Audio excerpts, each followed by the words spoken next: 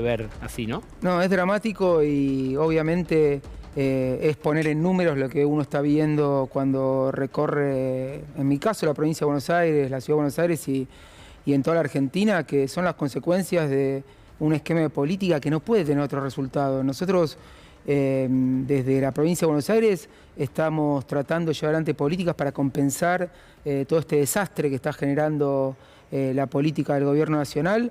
Pero hay una realidad que es que si no cambia el programa de gobierno, si no se empieza a pensar en la gente, es muy difícil que haya un cambio en una situación que ya es desesperante para los sectores populares, pero también para la clase media. Vos cuando mostrás también el porcentaje de ocupados, o sea, gente que tiene trabajo pero es pobre, claro. Eso no pasó nunca en la historia argentina, que gente con laburo, la mayoría formal, que no llega a fin de mes. Entonces, es que 2 personas que ganan el salario mínimo, que cobran la asignación por hijo, por cada hijo que tienen, si tienen una familia con 2 hijos, son pobres, pero por mucha diferencia. Exacto. Y entonces acá hay una realidad que es esa, y también lo veníamos diciendo, este tipo de programas ya se aplicaron muchas veces en la Argentina y los resultados, vos mencionabas los 90 como experiencia más cercana, son más o menos estos. Entonces me parece que es momento de reflexionar y de entender que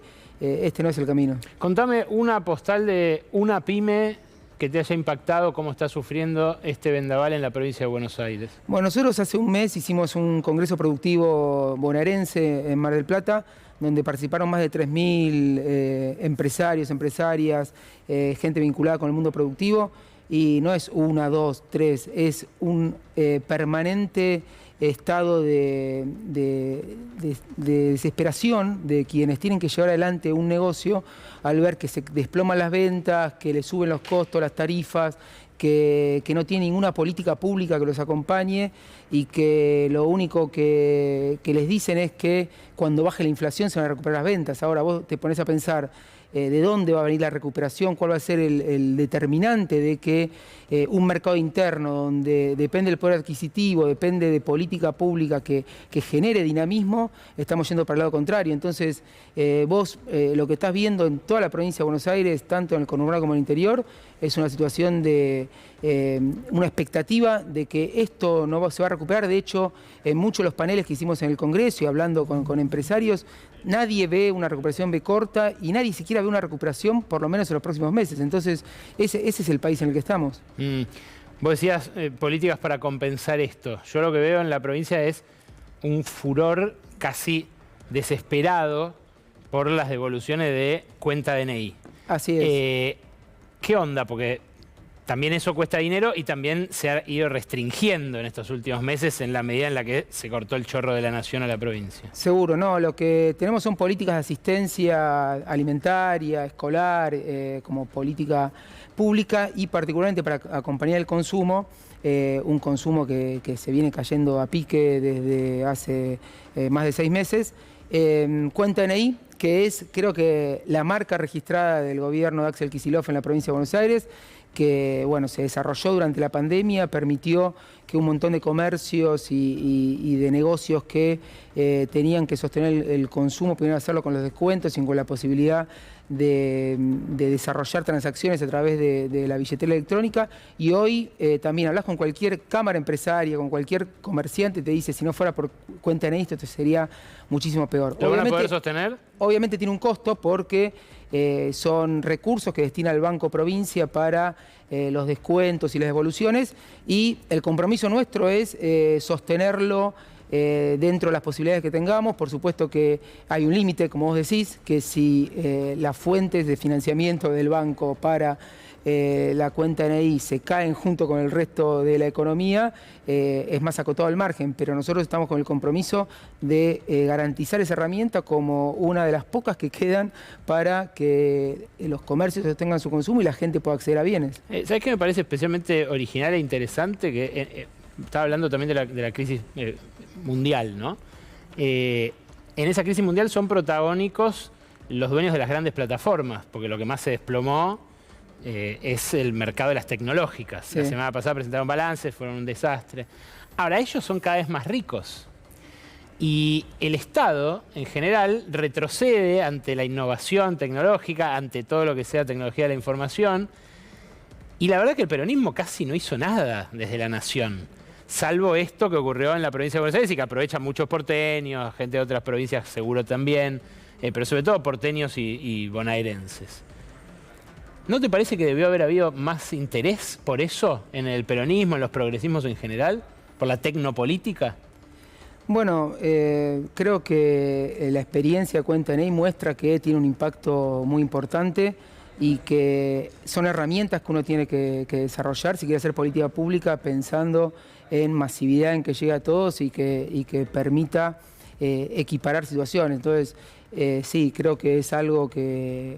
o una cuenta pendiente quizás del gobierno peronista anterior y como otras, ¿no? Porque vos también cuando mostrabas los gráficos sobre la evolución de la desigualdad de la pobreza y de los porcentajes ocupados pobres en el gobierno peronista, también es una deuda pendiente. Inadmisible. Y es inadmisible y nosotros lo reconocemos y es algo que por supuesto constituye una deuda que después se expresa también en el enojo de la ciudadanía y en terminar votando un gobierno que está destrozando desde el punto de vista de los ingresos, de las condiciones de vida de la gente, pero que también tiene explicación por no haber cumplido con las expectativas de una sociedad que había depositado en el peronismo una esperanza. Entonces creo que ahora el peronismo, con todas las herramientas que se te ocurran, siendo creativo, pero sobre todo pensando a futuro, tiene que devolverle a mucha gente que confió una vez más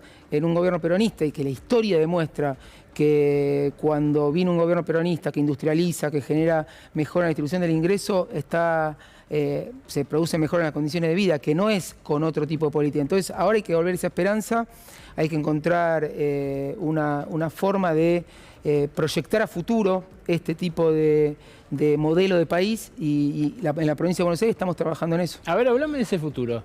¿Cómo te imaginas una eventual reconstrucción después de esto que acabamos de ver? Claramente tiene que ser con un Estado que cumpla su rol. Acá hay una primera cuestión que es que el Estado Nacional se desentiende de sus responsabilidades y deja librado a la desigualdad del mercado la dinámica de la economía. De hecho, genera situaciones para que detrás de estos números de pobreza que vos mostraste, hay gente más rica. Entonces, no solo hay más pobres, sino que hay más concentración del ingreso. Entonces, el Estado es el único que puede administrar ese tipo de... o revertir ese tipo de dinámicas, porque el mercado no las va a solucionar. Entonces, un Estado consciente de su rol, con herramientas y con políticas, y sobre todo con un consenso respecto a que necesitamos industria y políticas de desarrollo, porque pensar que este país se puede desarrollar sin política industrial y sin un sector productivo que crezca y que genere empleo es imposible. Y esto vos mostrabas también la visión financiera y macrofiscal que tiene el gobierno nacional actualmente, que nunca lo escuchás hablar de industria, de producción, ¿no? Entonces, me parece que ese futuro vuelve con producción y trabajo en el centro de la agenda y con un Estado que garantiza las condiciones para el desarrollo. Hablando de lo financiero, ¿cómo te parece que le pega, esto ya como economista te pregunto, ¿cómo te parece que le pega al plan de Caputo este vendaval que empezó en Japón y no sabemos dónde puede terminar? Lo decías vos muy claramente en la editorial, este tipo de esquemas de financiarización, de extractivos, de excluyentes y que abren al país a la volatilidad de los mercados externos, están permanentemente sujetos a que estos cimbronazos terminen generando inconsistencias propias del modelo. Entonces, si la voluntad de lo que vos llamás plan llegar era generar dólares, reservas y que eso dependía de un contexto internacional, un contexto financiero que haga de Argentina un país donde los dólares se dirijan y no salgan y sin poder levantar el cepo. Creo que es muy difícil que ese plan, que es muy inconsistente, incluso desde la ortodoxia se le señala la falencia que tiene, Sí. que lleva a buen puerto. Pero entonces, me parece que más allá de la situación de pánico que estamos viviendo estos días, está demostrado que estos modelos no funcionan y nunca pueden garantizar estabilidad en la economía argentina. ¿Qué pasó con la planta de licuefacción de gas de YPF? Bueno, me parece que es la demostración de la forma en la cual está gobernando Milei. Acá hubo una decisión política que fue revertir una decisión de años de trabajo de YPF y luego con Petronas, la empresa malaya, de desarrollar una inversión estratégica y una de las más grandes de la historia argentina, según lo que nosotros sabemos, en las 3 etapas que tiene el proyecto, $50.000 millones para el gas de Vaca Muerta, transportarlo al puerto de Bahía Blanca y transformarlo en líquido para exportar a partir del procesamiento. Entonces, esa inversión que se empezó a trabajar a partir de 2017 con la provincia de Buenos Aires, con el puerto de Bahía Blanca, que luego se incorpora a Petronas, que en 2023 se anuncia con Axel sentado ahí en el anuncio que la inversión se iba a hacer en Bahía Blanca. ¿Por qué? Porque todos los estudios de prefactibilidad daban que era la mejor localización posible para esa inversión. Nos enteramos ahora cuando cambia el gobierno, se empieza a rumorear que YPF estaba reconsiderando el lugar donde se radicaría la inversión y después sale Milei directamente a decir que no iba a hacer la inversión en Buenos Aires porque el gobernador es comunista, soviético, expropiador y vaya a saber qué cosa, y que al no adherir al régimen de grandes inversiones nacional, al RIGI, que entonces no garantizaba seguridad para las inversiones. Entonces, fíjate cómo un trabajo de años viene el presidente y de la noche a la mañana decide cambiar la localización cuando ninguna inversión se decide así, ninguna. La sí. pregunta es, por lo que vi no hay plan financiero, todavía no hay socios nacionales. Cuando le pedimos a YPF detalle del proyecto, nos habla de generalidades, sí. Todavía no hay compradores, que es lo más importante. Exacto. Para una planta de este tipo, asegurarse los contratos que después vayan a funcionar y hacer funcionar un negocio que es carísimo. Sí. ¿Se va a hacer? Bueno, es una gran pregunta. Supuestamente la idea era hacerla. Ahora, al cambiar la locación, también recordemos que el lugar donde YPF informó que se iba a hacer, hoy no es nada. No hay puerto, no hay conexión terrestre, no hay conexión ferroviaria, no hay infraestructura de ningún tipo, con lo cual primero hay que desarrollar un montón de infraestructura que no existe. Bueno, eso quizás sería un punto a favor de Río Negro, porque ¿no es justo también en un punto que salga a través de un puerto patagónico, un gas que es de la Patagonia?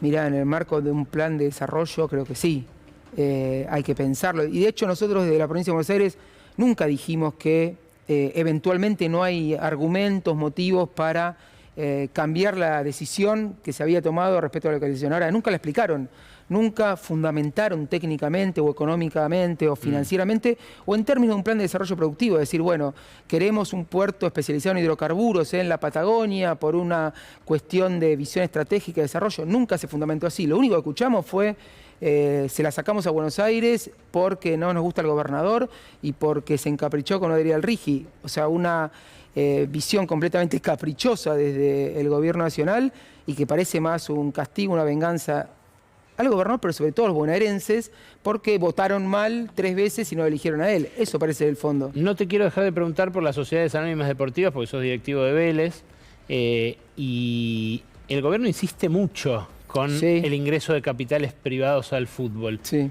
¿Cuál es el negocio? Hay muchos negocios. Como dirigente vos ves pasar adelante de tus ojos millones y millones de dólares todos los años que tienen diferentes orígenes. El principal es la venta a jugadores y ese negocio creo que es muy codiciado. Pero eso lo pueden hacer hoy siendo representantes o armando gerenciadoras y demás. Sí, pero la forma en la cual, o sea, vos ten en cuenta que los clubes son asociaciones civiles sin fines de lucro, por lo tanto retirar ganancias de una asociación civil no se puede. Entonces la forma jurídica de sociedad anónima te permite, o sea, amplía muchísimo los negocios vinculados a lo que es la venta de jugadores luego de formarlos en inferiores, y Argentina tiene una ventaja comparativa enorme, pensando en la exportación de jugadores, ¿no? O en este proceso. Pero también, cuando vienen capitales, no es que dicen, bueno, yo voy a crear un club, a comprar un terreno, a poner instalaciones, infraestructura. No, vienen por la infraestructura existente de los clubes, que son acumulación de capital social de generaciones de socios de décadas, que tienen instalaciones, terrenos, bueno, estadios, una infraestructura terrible, muy valiosa, y también tiene todo lo asociado a la venta de camisetas, de entradas, es todo un negocio gigante. Ellos dicen que a cambio de aparecer el capital privado, lo que podría hacer es que se retenga más tiempo los jugadores acá, que no haga falta venderlos tan rápido a Europa. Sí, ese es el argumento, pero es absolutamente falso, es al revés. O sea, lo que hacen es formarlos, y Europa está comprando jugadores de 19 a 20 años, y ese es el negocio de este tipo de inversiones en los clubes de fútbol. No viene por otro lado. Entonces me parece que acá hay por lo menos una posición mayoritaria y casi unánime en el mundo del fútbol, de que los clubes tienen que seguir siendo los socios por el rol social que cumplen, y que no hay lugar para sociedades anónimas, y el gobierno lo tiene que entender, porque de esta forma no va a llegar a ningún lado. Augusto, gracias por venir a la edición. No, gracias por la invitación. Ustedes quédense, porque después de esta breve pausa vamos a hablar con Gaby Vulcano de un crimen estremecedor.